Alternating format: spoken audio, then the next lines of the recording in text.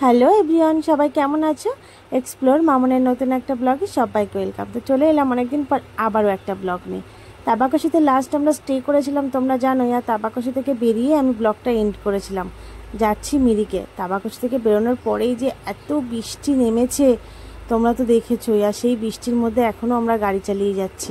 মনটা তো খারাপ, তোমাদেরকে তো আমি আগেই শেয়ার করেছি যে এই বৃষ্টি দেখে যেন মনে হচ্ছে এই আকাশ, এই পাহাড় এরা যেন বৃষ্টির রূপে ঝরে পড়ছে। আমার কান্না হয়ে যেন কষ্ট হচ্ছে আমারও যেতে। তবে আমি পাহাড়কে কথা দিয়েছি, আমি পাহাড়কে ভীষণ ভালোবাসি। যদি জীবনে আবারও সুযোগ পাই পাহাড়ে ছুটতে আসবো।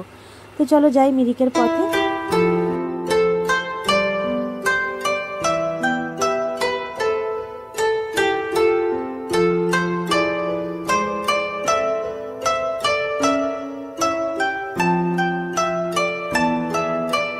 থেকে তো আমরা মিরিকে যাচ্ছিলাম, আর মিরিকে যেতে গিয়ে এখন হাফ রাস্তায় আমাদের গাড়ি খারাপ হয়ে গেছে। এখন বৃষ্টির মধ্যে দাঁড়িয়ে আছি পাহাড়ে যেখানে দাঁড়িয়ে আছি। এখান থেকে মিরিক 20-25 মিনিট লাগবে আর গাড়িতে করে যেতে।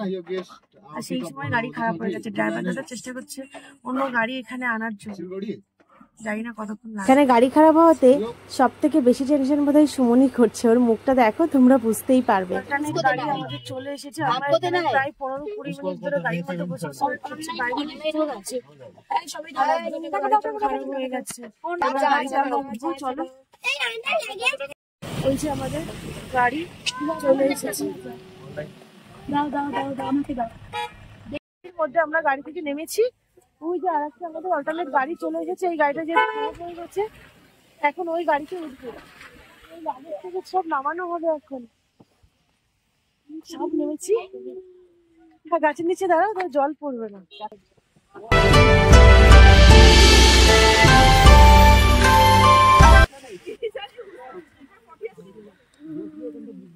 কি গো, দাও না ছাতাটা বেরিয়ে। তুমি ওইখানে কেন দাঁড়িয়ে আছো? এখানে আসো। ছেলের জন্য। ও, ছেলে রয়েছে না? তুই অনেকটা ঢিলে এটা নাকি? গলাটা বড়। জামাটা টানছে এরকম।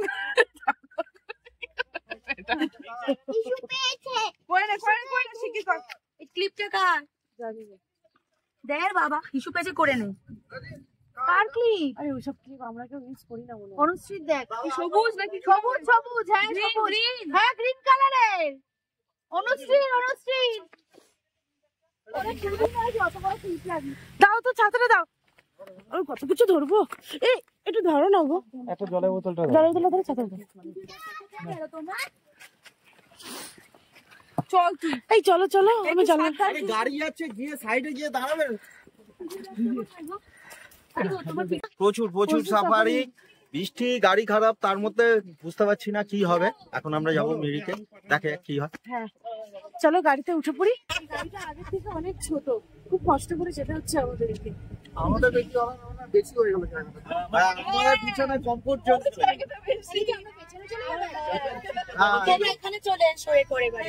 তোমরা তিনজন ঠিক আছে, চারজন ভালো বলতে হবে, চারজন এরা ভালো বলতে হবে।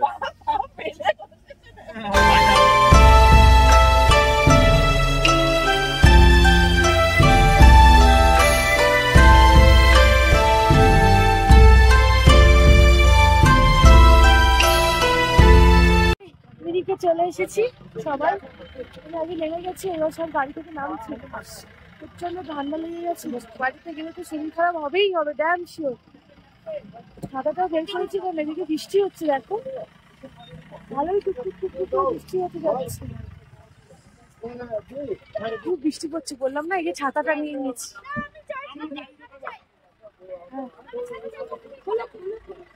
ছাতার নিচে আসো, বৃষ্টি পড়ছে। দেখো না দেখো না দেখো। গাড়িটা রেখে আমরা ভেতরের দিকে ঢুকছি।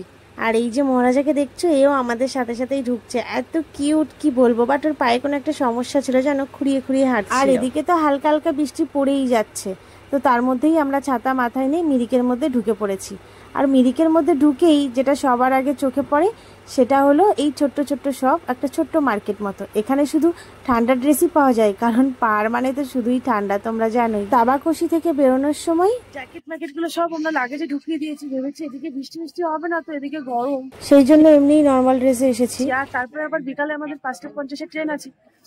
আনফর্চুনেটলি এত বৃষ্টি পড়ছে, আর এখানে শুধু আমার ঠান্ডায় কাপড়ে উঠে যাচ্ছে। এদিকে লাগেজ টাগেজ গুলো সব গাড়ির উপরে প্যাকিং করা রয়েছে, খুব ঠান্ডা লাগছে। তারপরে ঠান্ডাও তো আরো এমনি লেগেই গেছে, বুঝতেই পারছি বাড়িতে গেলে একটা শরীর খারাপ হবেই। সুমনও বলছে আমারও হবে, আর আমার তো হবেই। মিরিকে এসে দাঁড়িয়েছি। মিরিকে আসার একটাই উদ্দেশ্য ছিল যে আমরা একটু পাইন বনে যাব, কিন্তু যা বৃষ্টি হচ্ছে কি জানি যেতে পারবো কিনা, আসাটাই বেকার না হয়ে যায়। তো চলো, আর দেখা হচ্ছে মিরিকের ভিডিও নিয়ে পরের ব্লগে। ততক্ষণ স্কিপ না করে আমার পুরো ভিডিওটা দেখো, আর কেমন লাগলো অবশ্যই কমেন্ট করে জানিও।